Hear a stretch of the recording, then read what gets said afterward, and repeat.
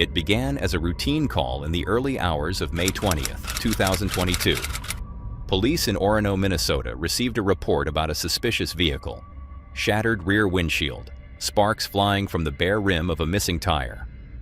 Officers located the silver Impala and initiated a stop, unaware that the encounter would unravel into one of the most horrific child homicide cases the city had ever seen. What the? Whoa.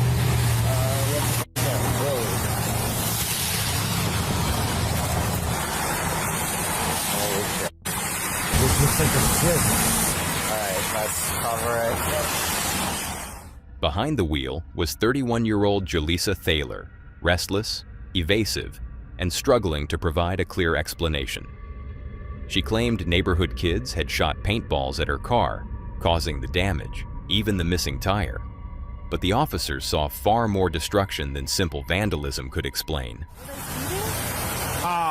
Well, you don't have a tire. Oh, I know. I'm going home right now. You going where? I'm going home right now to dinner. Okay, where's home? Just down the block. Do you mind if I get on my way? I really can't place to drive on this. Right, so that's why you're being stopped right now, because you don't have a tire. Exactly, and I'm on my way. I literally live 1 block away. Okay, do you have a driver's license on you today? Okay, so you said kids were shooting BBs at your window? When was that? Like an hour ago. So they shot off your tire with a paintball gun. Yeah. Okay, so paintballs don't break a tire though. Well, they must have been doing something because it was really. Why is your hand all bloody? Because I was just. What's that? I just wanted to know if I could go home. Let's step out of the road right here. I just wanted to put a tire on my car because it's super. Yeah, we got a lot going on here, but let's get out of the road because I don't want to. There's a few apartments, if you know where that is, right across the street. Ma'am, let's get out of the road later. So all this happened because kids were shooting BB guns at you. And I saw some kids shooting at my at my tire. And I yelled out the window. I said, "Excuse me, you guys, that's my car. What are you doing?" And I ran out there to go get them. Didn't get a chance to wash my hands or anything. And then I noticed the tire was like peeling off.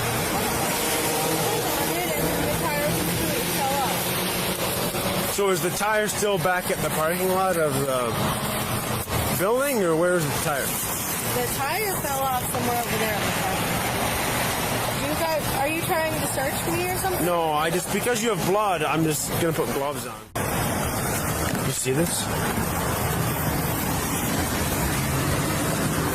This is blood. No, it's not. It was deer meat. Deer meat? A whole bag of ravioli and groceries over here. Let me see your hand for a second. Can you just show your hand to me? How about the other side? It's just dirty. Okay. It smells like death in there.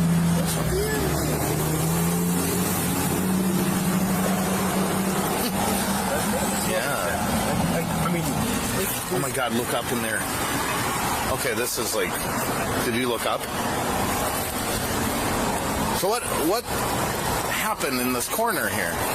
Sure. So I had bags of groceries there. I had some deer meat. I had some ravioli cans. I had some veggies, and those people broke my window, so I had to throw all my groceries away. Let's start 06 and just, yeah. What's up? So nobody else was in here today with you, right? No. Nobody? No.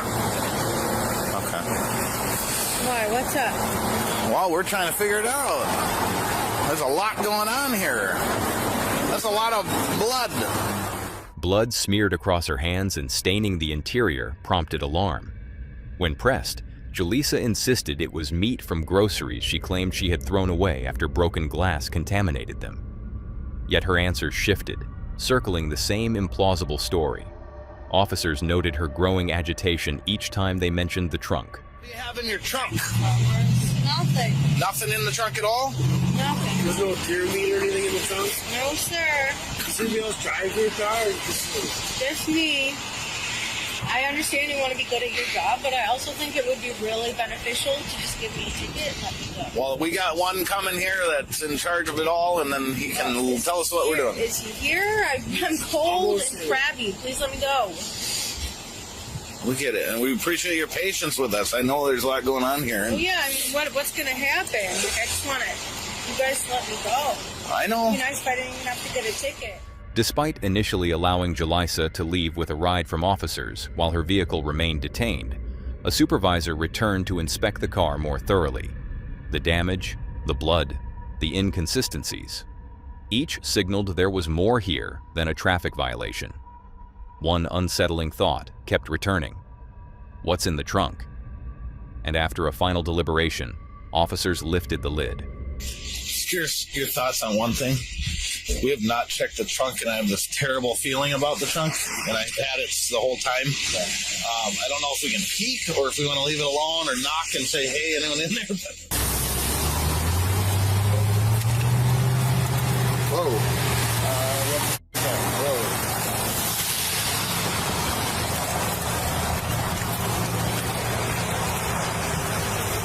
That might be the deer meat that she took out of the car to put in the trunk. Watch yourself. That we don't know if it's loaded or not.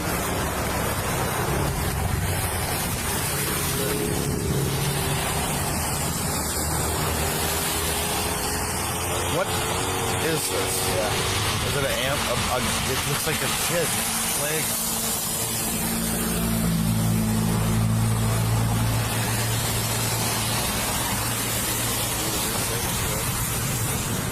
Okay. Oh, Hey. We need as many body cams up here as we can here. Just get some body cams up. we had to safety check this thing. This blanket. Watch out, there's a shotgun there. There's a shotgun right aimed at you, car. There's weight to this blanket.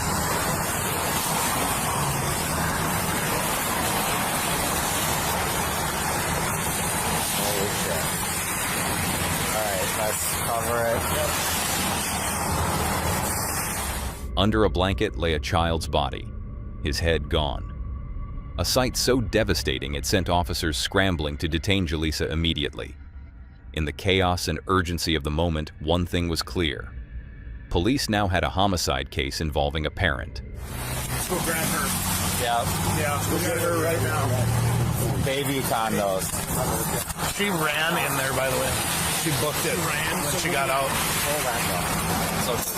Okay, so we get there. She ran in her apartment. She's not going to come to the door. We're going to have to get We're just going to boot it. Yeah, we're gonna go. We're going. Police, come to the door! Police, come to the door! Open the door, we'll kick it down! Open the door! Take it. Police, come to the door! Check that right there. Check it. I got the door here. Police! Touch that one. Police department. Watch that one. I'll cover this one. Please, come out with your hands up! Announce yourself! Please, announce yourself! A frantic search began. At Julissa's apartment, officers discovered she was gone. Blood-stained clothing churned inside a running washing machine. Surveillance showed Julissa leaving on foot minutes earlier with a man later identified as her boyfriend, Rob. While officers traced their path through the neighborhood, others combed through dumpsters near a nearby Shell station, where Julissa had claimed her tire was shot out. Witness reports described her dumping multiple objects.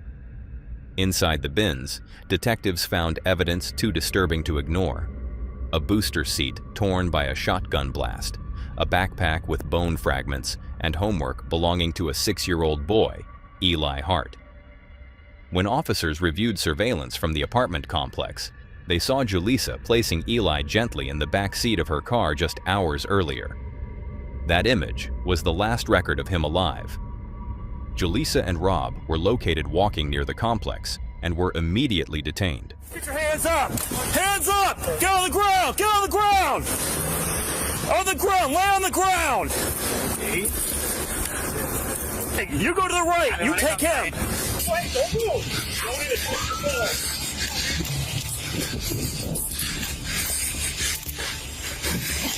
you want to double that up? I haven't bought sort of a search yet. What am I under arrest? I don't have anything on me. And you still need to respond. Okay, well, here, my way here. Why do you arrest my boyfriend? We'll talk here. Okay. What the f is going on? We'll explain to you at the police department. Well, no, what the f is going on? Seriously. You'll be explained to it at the police department. You're being detained right now. For what? Put him in there for now. For what? They ain't doing this. Walk down the streets all doing. During interrogation, Julissa refused to acknowledge what police found. Her explanations shifted wildly, blaming unknown attackers, claiming assault, suggesting her ex-husband was responsible, introducing new details only when earlier ones collapsed under scrutiny. Investigators, however, already had the evidence: phone records, surveillance, forensics, cash purchases of ammunition, and timelines that contradicted her claims. They confronted her with the unavoidable truth that the body in the trunk was her son. Well, can you tell me what it was? Then maybe I'll know why I'm here. There's a dead body in the trunk of that car.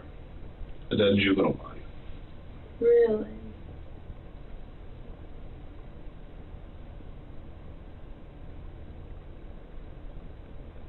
Who was it? That's what I can't answer right now. That's why I'm here talking to you right now. The reason why we don't know who it was is because the head was missing. What? In my car? Witness statements, ballistic evidence, and location data led detectives to conclude that Eli was killed inside the vehicle, likely while still strapped into his booster seat. Prosecutors later revealed Eli was prelingually deaf, intensifying the tragedy of his final moments. The investigation into Eli's death exposed troubling details about his earlier life. Social workers had received numerous warnings regarding Julissa's drug abuse, instability, and threats of violence. Yet despite repeated red flags and custody battles, Eli had been returned to her care just days before his death. In February 2023, after less than 2 hours of jury deliberation, Julissa was convicted of first-degree murder and sentenced to life in prison without the possibility of parole. In court, she maintained her innocence, but the evidence told a different story. Eli's father later won a wrongful death settlement exceeding $2 million, though no verdict or compensation could undo the failure of a system that overlooked danger until it was too late.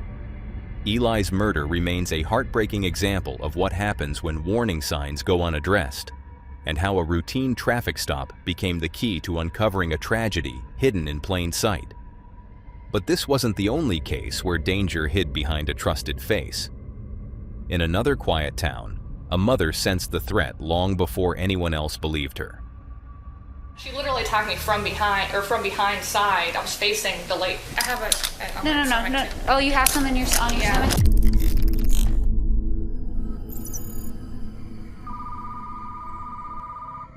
911, what is the address of the emergency? Someone came up and just shot my assistant manager. Where is the shooter? I don't have enough information. He's gone. He left in his car. He literally left a second ago. It began with a 911 call outside an office building in Carrollton, Texas. Gunshots, panic, a co-worker begging for help. When officers arrived minutes later, they found 24-year-old Alyssa Burkett lying near the entrance, gravely wounded. She had been ambushed as she arrived for work, first shot through the driver's side window, then brutally stabbed outside her car. Paramedics tried desperately to save her, but at 9:12 a.m., Alyssa was pronounced dead. The violence was immediate and overwhelming, far beyond what officers expected from a morning traffic call. As investigators taped off the scene, they located spent casings, a knife sheath, shattered glass, and tucked beneath Alyssa's vehicle, a GPS tracker. It was clear this was not random. Someone had been watching her. Any crime scene is going to be inside that tape? It's inside that tape. All right. Okay. I heard that pop. I turned around, I knew it was a gunshot. She got shot in the car. Okay. You can see her handprints. Witnesses described the attacker as a man stepping calmly from a black SUV moments before the assault. After firing the first shot, he briefly returned to the vehicle, as though leaving, before realizing Alyssa was still alive. He came back with a knife, continuing the attack until she collapsed. No security camera caught his face. At first glance, Alyssa was a young mother working to rebuild her life after a contentious custody battle. She shared a child with her ex-partner, 33-year-old Andrew Beard, a financially successful man with a seemingly stable life, and a new fiancée, Holly. On paper, the conflict between them was settling. Custody agreements had been arranged. Messages showed an attempt at civility. But beneath the surface, fear lingered. Alyssa told loved ones she felt watched, followed. She sensed something closing in. She even said, I think he's the kind of person that's going to try to kill me. And he did. And he did. Before Alyssa's murder, troubling signs had already surfaced. A month earlier, officers responded to a report of suspicious activity around her car. A caller named Frank had claimed someone was selling drugs out of a Toyota Corolla matching Alyssa's license plate. When police searched the trunk, they discovered neatly wrapped narcotics, large stacks of cash, and a handgun with the serial number removed. To investigators, the scene looked staged. Alyssa had no criminal history, no known drug involvement, and nothing in her background linked her to trafficking. Yet the contents were planted with professional precision, as though someone had prepared the evidence ahead of time. Police quietly dropped the case, but the incident left Alyssa shaken. She confided that she felt followed in public places, that she saw the same vehicles near her workplace and home, that someone was keeping track of her movements. Now, at the murder scene, her car shattered, her body lying near the parking lot entrance, detectives found something that made those fears concrete: a hidden GPS tracker attached under the vehicle. This discovery connected the dots. Someone had been monitoring her route for days, maybe weeks, waiting for the opportunity to strike. With a documented custody dispute already on file, investigators began looking at those closest to Alyssa's personal life, especially those with motive, resources, and a history of conflict with her. At the top of that list was her ex-partner, Andrew Beard, father of Alyssa's daughter.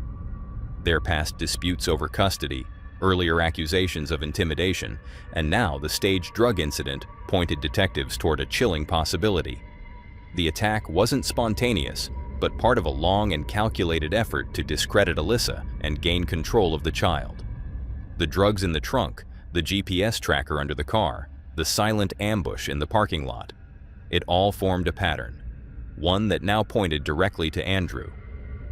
A statewide alert went out for 2 vehicles registered in his name. His white pickup and a black SUV matching witness descriptions surfaced within hours. Police stopped Andrew in his truck, with Holly and the toddler in the back seat. The daughter's in a car seat in the back seat. They've been pretty cooperative. My part was to just find you. That's all they asked me to do. He cooperated and was initially released. The evidence at that time wasn't enough to hold him. But a search of Andrew's home changed everything. Carrollton Police Department search warrant. If you're in there, come out with your hands up. Investigators uncovered maps and handwritten notes listing Alyssa's workplace, schedule, vehicle details, and a private address. Packaging and chargers matched the GPS unit fixed to Alyssa's car. Bleach-soaked hiking boots, cut apart and hidden. Dark makeup used to darken exposed skin. A fake beard. And in the SUV, forensic testing confirmed Alyssa's blood. When placed together, the pieces painted a chilling truth. The attacker had disguised himself, stalked Alyssa, and struck with calculated violence. Andrew Beard was arrested again, charged with her murder. Beard's bond is set at $1 million. He is currently in the Dallas County Jail charged with murder, and police say it's very clear this killing was not random, it was planned, and it was personal. In the days that followed, investigators turned to Holly, the woman engaged to the man now behind bars. So I just told all my friends and family that I'm engaged to the most wonderful man on the planet. Yeah. And now people want me to believe that he's not that. And there are so many emotional roadblocks for you to try to believe that. I get that. I can't believe that my fiance would do something like that to a woman, or to anybody, but a woman. Telling you there's a side of him that you do not know. There are a few hours that you know he was not in that house. You cannot tell me that I feel that way, sir. I can tell you that because I know that for a fact that he was out of the house, Holly.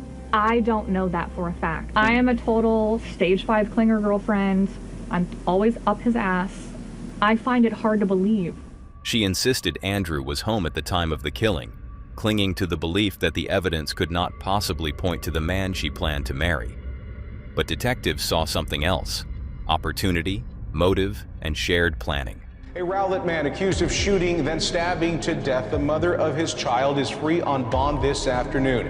And the victim's family believes he is a threat to public safety. Weeks later, after posting a $1 million bond, Andrew walked free, only to be rearrested on a federal weapons charge involving an illegal silencer. A Rowlett man accused of murdering the mother of his child has been arrested on a new charge. Many people could not believe that Andrew Beard was out of jail after posting a $1 million bond. Now the U.S. Attorney's Office for the Northern District of Texas has found a way to charge him federally, and he is right back behind bars. Meanwhile, Holly disappeared soon after, abandoning her apartment and relationship, resurfacing in Michigan under a new identity and life. She'd already ordered her Uber and never came back. Then came the moment investigators had waited for. Facing mounting federal pressure, Andrew agreed to talk. If you were to ask me whose idea was what, drugs and the planning of drugs was Elkin's, it was made very clear to me that your previous methods aren't working. This is what you're going to do now in order to prove that that you're worthy. He claimed Holly orchestrated the surveillance, planted the drugs, proposed disguises, and pressured him to eliminate Alyssa, describing her manipulation as a relentless test of loyalty. Like, I was emotionally drained, and at that point, I just basically said, okay, and became submissive to whatever she wanted me to do. That's the task I did. It was, you're going to dress up as a different person. Essentially, you're going to wear this dark makeup. That was her plan. That was how it's going to be done. It does look planned out because it was. The process was planned out. According to Andrew, the plan had been rehearsed, refined, and emotionally coerced over 2 weeks leading up to the murder. Evidence recovered months later from receipts, GPS logs, and deleted messages supported parts of his confession. Prosecutors argued that while Andrew committed the attack, Holly engineered it, the killer and the architect. In April 2024, Holly was charged with conspiracy to commit murder. The case shocked Texas communities not only for its violence, but for the layered deception that hid it in plain sight. A custody battle, staged evidence, digital surveillance, disguises, and a fiancé who would later claim innocence while standing beside a man living a double life. Alyssa's death exposed how obsession, control, and jealousy can metastasize quietly into something lethal, planned not in a moment of rage, but through careful calculation and emotional manipulation. In the end, a mother's warning proved devastatingly accurate. She had once told family, "One day, he'll kill me." And the morning she arrived for work, someone made sure of it.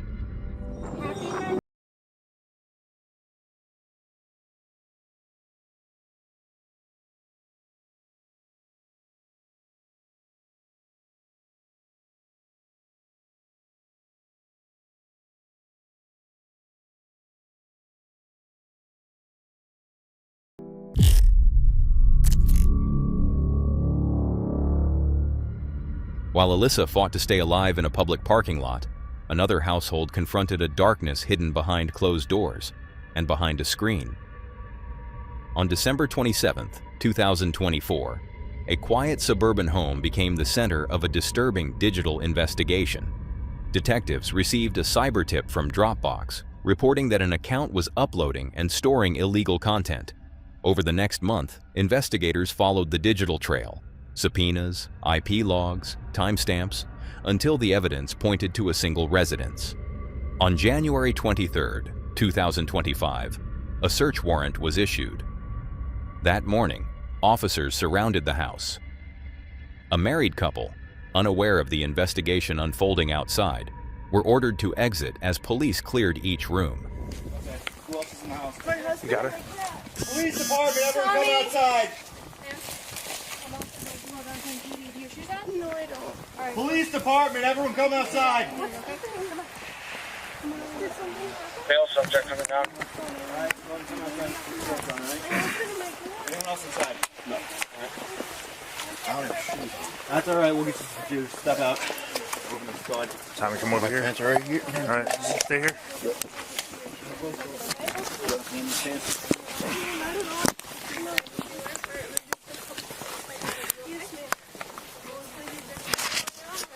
Those will be a couple minutes. Then we'll bring you back inside. Stay here for now. Yep. Yeah, go ahead. Where are your guys' shoes at? What's that? Oh, the shoe rack is right there. Thank you, boss. Those yours? Yep. Are these yours? Let me search this coat real quick and then I'll Yeah. I have a Ring camera. My phone's in my bedroom, of course. But I'm wondering if that saw anything. Might be able to help you guys. Mommy, do you know anything? No, I was There is one firearm in the house. On my nightstand, facing the window, the one closest to the window. It's in a lockbox. And then you have one in the closet as well. And one in the closet, yes. So there's two. Two firearms, yes. Are they loaded? No. I'm Detective Skrowski with the Algonquin Police Department. I'll explain everything in a sec. Okay. We're just going to clear the living room so we can have you guys take a seat on the couch, and I'll talk with all of you guys, okay? Sounds good. Is everything okay? The detective, Skrowski, when he comes in, he'll let you know what's going on. Can we just confirm, like, we're okay, though? Like, yeah. Yeah, there's no danger out there. No. I'll introduce myself again. I'm Detective Skrowski. I know this is a shock to both of you, so I'll try and explain everything as best I can. Are you guys the only people that reside here? Yes. We're the only residents, yes. All right. That How long- alarm is my alarm clock upstairs. I don't know if anyone hears. Yeah. No, you're good. We'll figure it out. How long have you lived here? We bought November 14th of last year, so a little over a year now. So November 2024? Yeah. 2023. No, 2023. He's right. It was right before the wedding. All right, and what internet service provider do you guys have? Xfinity? Comcast Xfinity? Yeah. Pretty much since you moved in? Yes. And what service do you have for your cell phone? AT&T through my parents. I'm still on their phone. You're on their plan? And yours? I'm still on my parents. We have Verizon. Gotcha. So, what I do at the Algonquin Police Department is I work internet crimes against. So I'll explain what that entails. That is usually when I receive what's called a cyber tip from a company, electronic service provider. They'll say, oh, we located this on our platform. We need you to investigate it. Yeah. And I'll look into that, file a legal process, whether that's a search warrant or subpoena, and try and get more information. Okay. I've been having really, like hacking stuff And pop up. Thomas, that's what I'd like to talk with you about.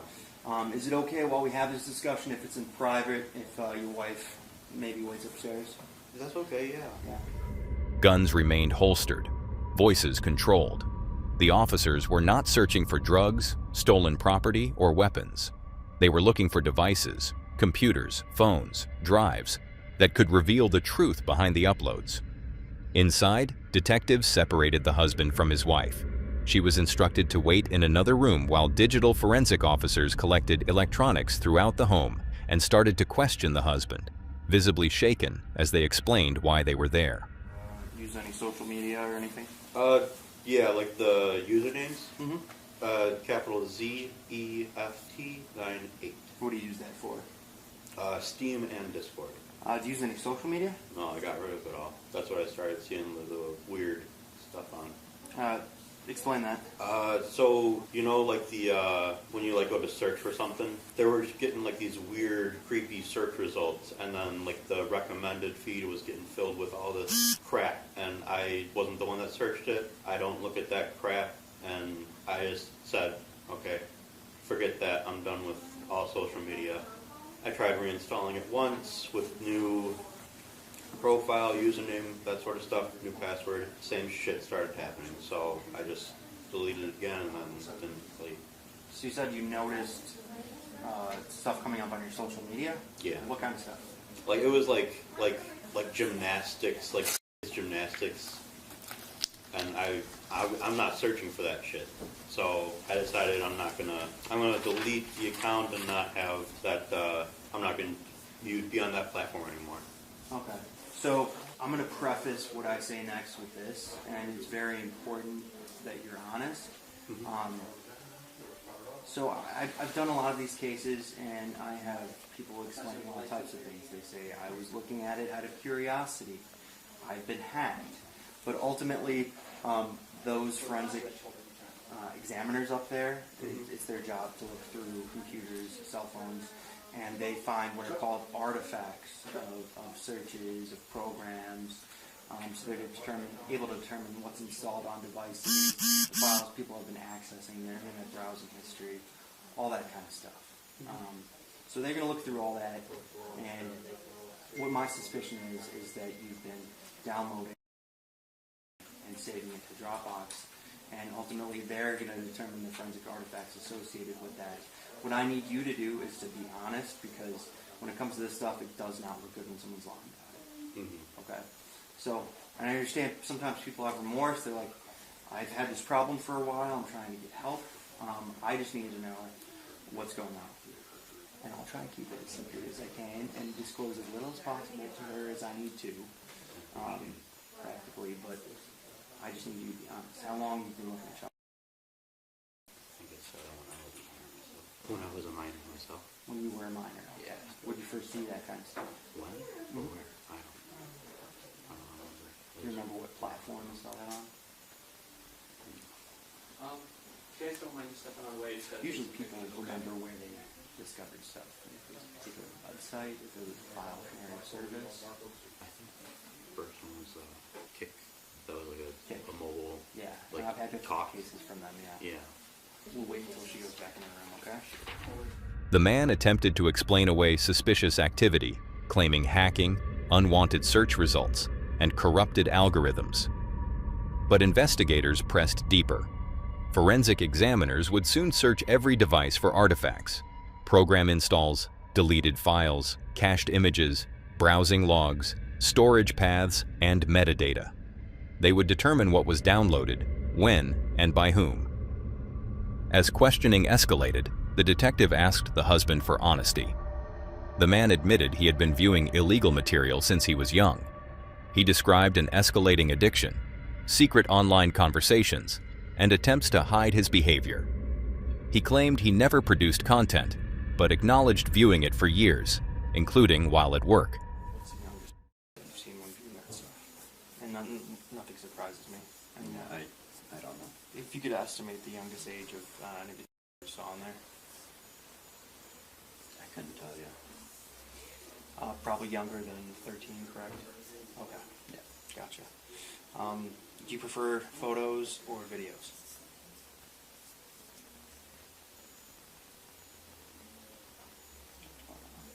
I guess videos. I was going to say, everyone's got a preference, and I understand that. I'm not asking you these questions to make you feel bad. I'm just asking you them because they're part of the procedure to ask this type of questions, okay? Have you ever sought help for this? Not professional, but... So you've never seen a therapist and told a therapist or anyone about this? I've seen therapists, but not... This hasn't been a discussion. Okay. It's usually something people keep to themselves, and I understand why. Is it something you want to get help for? Yeah, I've been struggling with this. Does anyone else know that you do this? Have you told anyone? She knows I have a...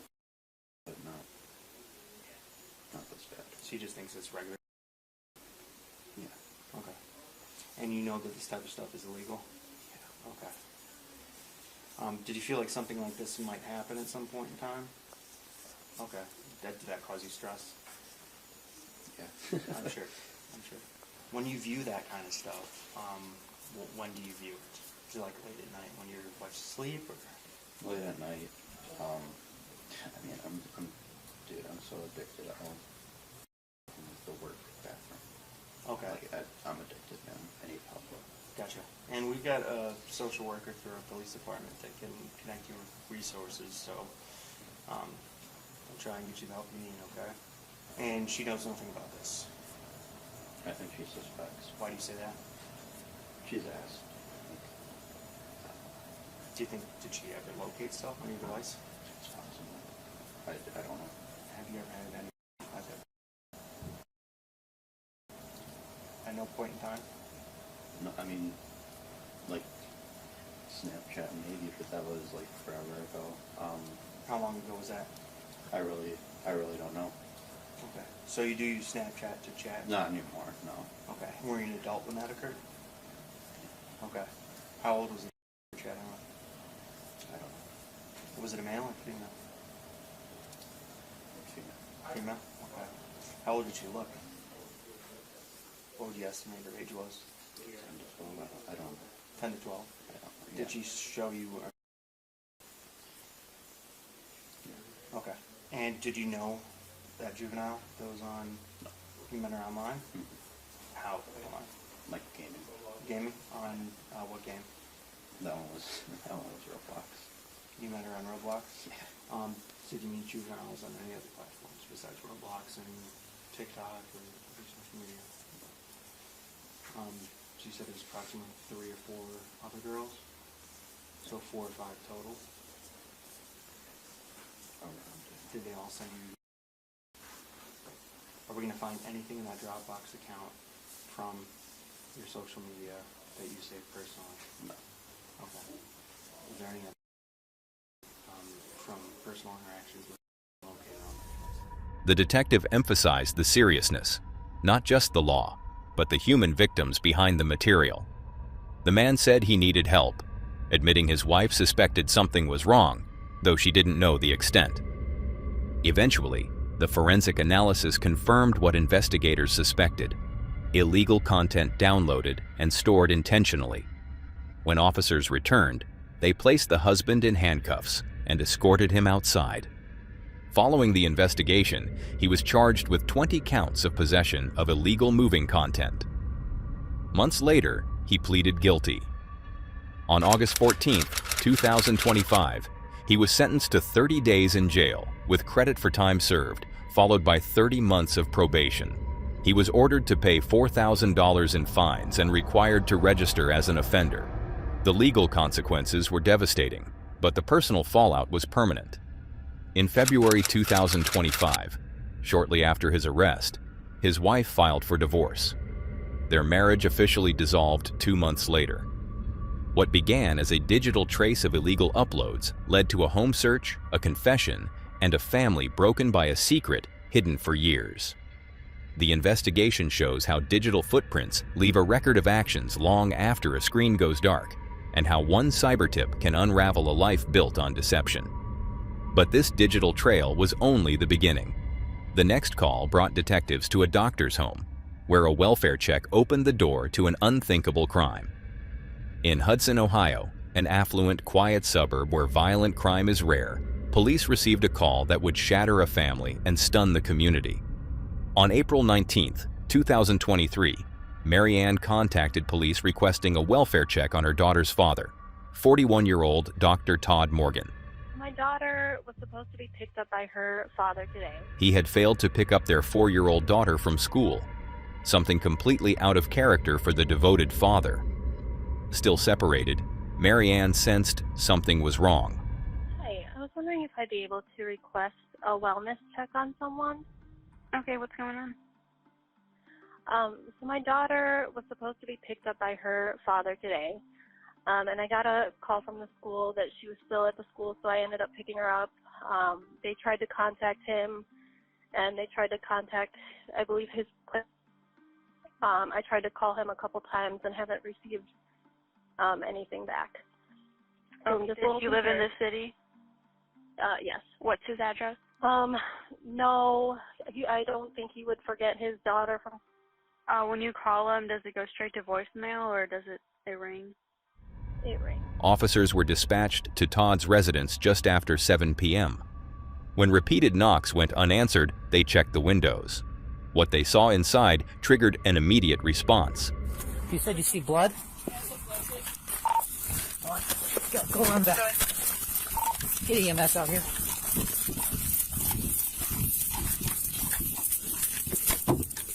Oh boy. There's a lot of blood. Party looks to be, might have fell. Blood. And a man collapsed near the back door. The officers forced entry and discovered Todd lying motionless on the floor. At first glance, it resembled a self-inflicted gunshot wound, but the scene quickly unraveled that assumption. Oh, wow. Looks like a suicide. Be a possible suicide. Let's make sure the scene's safe first. Let's clear the house. 21, let's clear the house first. Shell casings were scattered across the floor, yet no firearm was found anywhere inside the home. And while clearing the residence, officers observed something strange. It's a bullet casing here, which that's weird. Why is there a bullet casing here?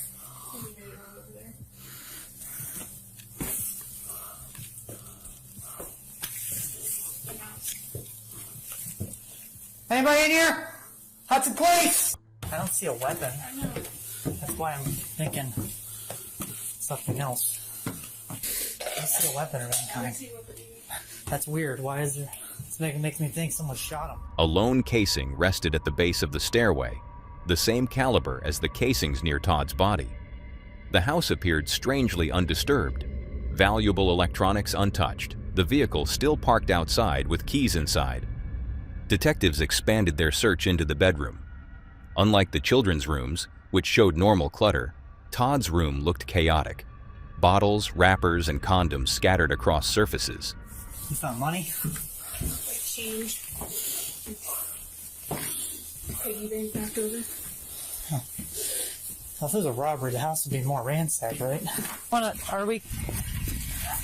Say, it's pretty bad in there. Yeah, there's shell casings in the house all over, but there's no weapon. Yeah. So he's been sitting there for a while. That blood's dried up. Okay. Can you tell me what you think this is, Sarge? I mean, because it looks weird. We checked the window. We saw him laying here.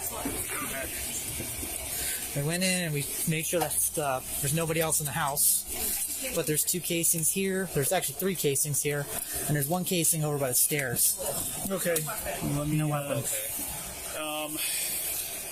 Do you guys? Is it? Do you have to hook them up? I don't even think so. As long as it is obvious and apparent, and somebody can tell me if he is cold or stiff. A locked back door showed signs of forced damage. Did you see that? Did that come off when we opened the door? I'm not sure. Cold, obvious signs of death. Okay. Through the head. Okay. So.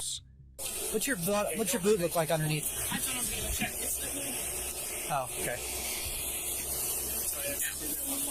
No, it doesn't match any of our boots. Can I see the bottom of your boot real quick? Just to see. No. Can I see the bottom of your shoe? I tried to tippy-toe around. We just have there's shoe prints coming out. We just want to make sure they don't. I tried. Outside, investigators located bloody footprints leading away from Todd's body and toward his Porsche SUV. They compared the shoe treads to officers on scene. None matched. The autopsy revealed even more disturbing details. Todd had been shot 7 times with a 9mm handgun, including rounds fired at close range. It was a targeted killing. And so, detectives canvassed the neighborhood, searching for witnesses. Starting off with this woman named Linda, whose daughter had babysit for the family. I met him, and my daughter babysat for his kids a couple of times. And then after that, I haven't really talked to him. Okay. Did you happen to notice anything's odd the last couple days at this house? Unknown weird vehicles, weird noises? Odd, but, okay. You know what I mean? But I don't know. That's why I'm wondering, because my daughter babysat for him, and I always said, there's something weird.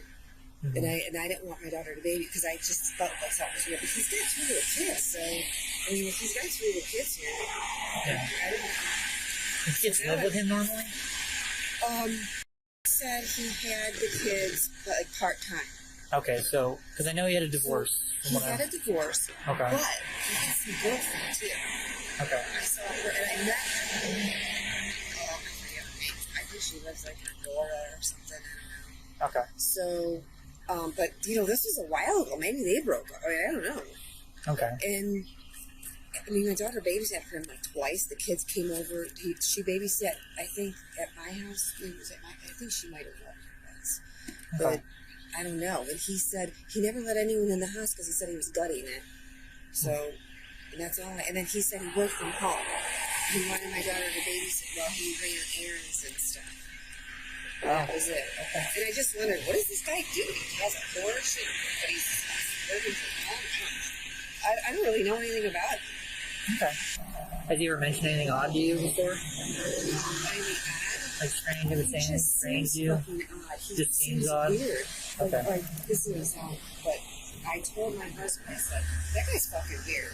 He goes, what do you mean? I go, I just got a bad feeling, and I don't want Celia babysitting for him.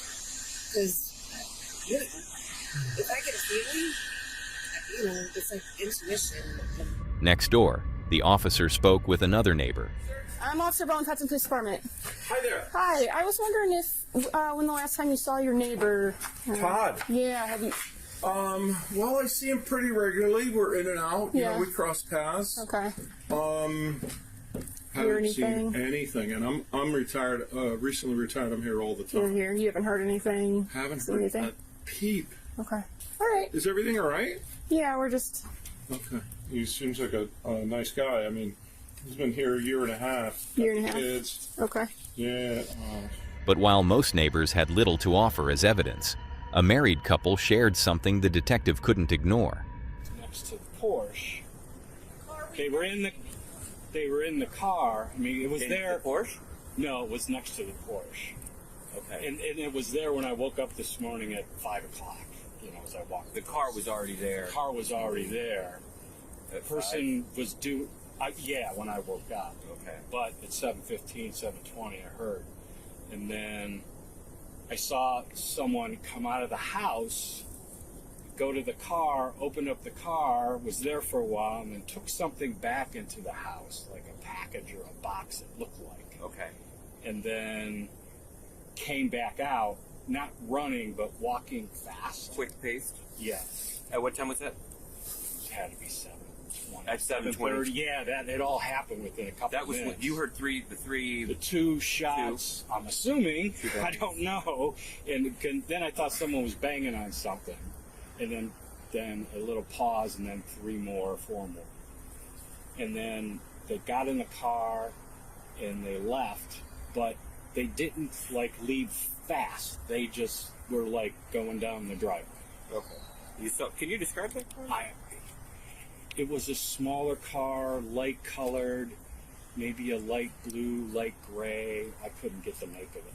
Did you see the person that was driving? No, I didn't. I mean, no, I did not. Okay. I did not see the person. Okay. My wife thinks it was long hair. We were in different places, so I was finishing my first year. I teach in Twinsburg, so I had a meeting this morning, so I had to be at work early. So I was finishing up my coffee in his office room up there. I think you were coming out of the bathroom. So we have this big, like we have a balcony right there. Sure. So he was coming back to his office from the bathroom. And I said, did you hear that? And he goes, what? And I go, I don't know, it kind of sounded like gunshot. But then you live in Hudson, you don't, you just, in the perspective, like it would never in a million years. And there's cars up there all the time that have popping noises and trucks. So I didn't think anything of it. I heard boom, boom. And then I thought it was boom, boom, but there was a little bit of pause. But I was not even thinking it was gunshot until after it happened. So then I saw somebody come out of the house with long hair to the shoulders. I couldn't even tell you if it was male or female, to be honest with you. It looked like a smaller frame, not a big person. But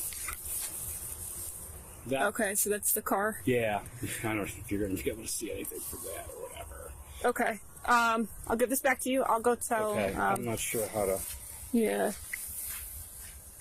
And then it jumps to 7:30 and it's gone. And it's gone? Yeah. So what time is that? Right? 6:50. 50? Yeah. Okay. And then 7, it's gone? Yeah. Well, the next spot on here is 7:30, so there's a gap. Okay. And it's gone at 7:30. Following procedure, detectives need to deliver the news of Todd's death to his ex-girlfriend, Mary Ann, the same woman who had first called 911. Given her closeness to the case, detectives knew that her role and perspective would need to be carefully considered. Do you know Todd? I'm just boyfriend of Mary. Okay. So, Todd found Todd dead today. So, any explanation? Investigators now suspected an intruder who had access, motive, and intent. And Mary Ann, who initially feared Todd simply forgot, revealed information that changed the direction of the case. do you know Todd? I'm just boyfriend of Mary. Okay. So, Todd found Todd dead today.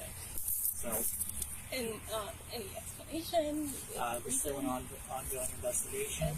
We have the detectives looking into it right now. Yeah, as we find out more, we can, obviously let you guys know what more is going on. But right now it is an investigation. It's under investigation, so. At the residence? At his Can you house. tell us anything? Yeah. At his home, we found him dead on Yeah. the home. When's the last time you heard from him? It was a text Saturday, maybe. I'd have to look at my phone. You need your phone? Text on Saturday. Yeah, thank you, sir, if you don't mind. You need it? Yeah, thank you. But so he's required to do an eye sober device. What's that? It's to he'll breathe into it and it reads whether he's had a drink or not. For the vehicle? Just any. Oh, wow, anything at all, okay. And the last report I got was from yesterday at 7 o'clock in the morning. You get reports from Yeah, guys? it emails No the kidding. results. You got a result for that test yesterday. Yes, I can pull it up. Does it give numbers or just say if it's positive or negative for alcohol? It does give numbers. Okay. What's this test called again? Eye sober device. So you knew it was live yesterday, right? Okay. Does he have any strange friends or anything? Anything weird happened yesterday, you know? Not that I know of. She eventually explained that Todd had recently expressed concern over his ex-wife's new boyfriend and avoided in-person exchanges because he felt threatened. Detectives expanded their timeline and reviewed electronic records. A breakthrough came when dispatchers traced a silent 911 call placed from Todd's address at 7:21 a.m. The same time neighbors reported hearing gunshots. The call appeared to be an emergency SOS triggered from a cell phone. But it wasn't Todd's phone. The number belonged to a woman, Tariana Siobhan Denise Pichelle. She matched the neighbor's description, small frame, long hair, and had a history with law enforcement. Detectives traced her movements, eventually locating her at an apartment complex. Okay, I'll be back here in about 5 minutes, okay? Okay, you need anything? Are you okay? Okay, I'll be right back. Okay. Thank you. You're welcome. That's better. Ariana, let me take the walker. We can start getting on hand on you, okay? But, I mean, looking at his face, you remember this guy, right? You don't remember. During questioning, she denied knowing Todd or ever visiting Hudson. But investigators already had her phone searches, GPS records, cash transfers, and dating app messages connecting them. Their digital timeline placed her phone at Todd's residence overnight and then leaving the scene shortly after the gunshots. I'll give you an opportunity here to talk to us. We need to know what happened. Okay, and I'm telling you, I don't know what's going on. What do you have? I don't know what's going on. Whose phone is it? I was going to take my daughter's phone. Whose phone is it? That's my phone. That's your phone. Whose phone is this? My daughter's phone. Daughter's phone. How long has your daughter had this phone? For a while. For a while? A while? A week? 2 weeks? 3 weeks? 4 weeks? No, I'm going back with my kids at this point. Oh, hell no. That's the fuck you. What? Detectives soon uncovered more context behind the connection. Todd and Tariana had met through a dating app and exchanged messages arranging to meet. Records later revealed that Tariana offered companionship services through multiple online platforms. Her phone contained profiles advertising paid meetings, and cash transfer history showed that Todd had sent her money shortly before the murder. Todd promised to spoil her, and payments confirmed that their relationship was transactional. That agreement, investigators believed, placed Todd in a vulnerable position, one that may have escalated when money and expectations collided. When combined with GPS data, search history, and DNA evidence, the picture became unmistakably clear. This was not a random encounter, nor was it an impulsive act. It was a planned meeting that turned deadly. Meanwhile, forensic teams matched the bloody footprint to a specific shoe tread consistent with photos on Terriana's social media. DNA recovered from used condoms in Todd's bedroom matched her as well. Detectives also found that Todd sent Terriana money just minutes before the murder, and that she attempted to erase her trail afterward by discarding her phone, changing her number, and repeatedly searching whether she was linked to the crime. Terriana never confessed her crime, but the evidence was overwhelming. Facing trial, Terriana accepted a plea deal for aggravated murder, receiving a sentence of 20 years to life, with a mandatory firearm enhancement requiring at least 23 years before parole eligibility. During sentencing, Todd's family spoke through tears about the lasting trauma, especially for his young daughter, too young to understand why her father never came to pick her up that morning. Todd had been working to rebuild his life, improving his health, returning to faith, and focusing on being present for his children. One decision, one meeting, ended that future. The home where he raised his children became a crime scene. The welfare check meant to bring peace of mind instead uncovered a tragedy no one expected. And in the quiet suburban street where neighbors once waved politely, a darker truth surfaced. Danger can enter unnoticed, and trust can be shattered in a moment. Now that was all for today, folks. If you enjoyed these horrifying clips, click to see more on the video on screen.